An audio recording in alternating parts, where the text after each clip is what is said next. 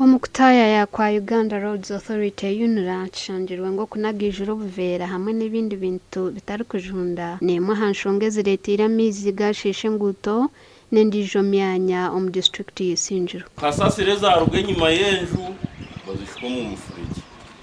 Haza amizi kugakwija gagendera kimwe aha karavati gabisindika byona gabisindika mu karavati yishura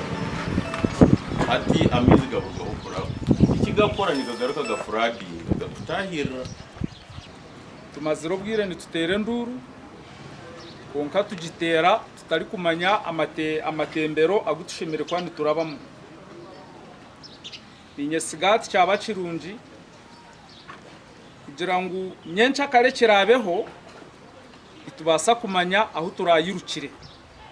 Aba UNRA babire batayayire cebukube omuri Ruyanga Isingiro South ukureba ko mwijurano gw'amizi nguteganisa abaturane emyoga yabo. Ikira hari ya Ruyanga aho tubentigura twashanga harimo illegal access caravans nizo za contributingire ejo nanka center ya Ruyanga amiza go kuvuga ko kuraba gakavuga ko kuraba deni gakafura konka kombe ningama n'abantu abo shanga ngo tubakumanya ko bikirize nshobi banja ngo utusasire tutakutumanya so bambuze kibasheme kwana bakora n'abagambira wanoshaba kubyara karavati mu road reserve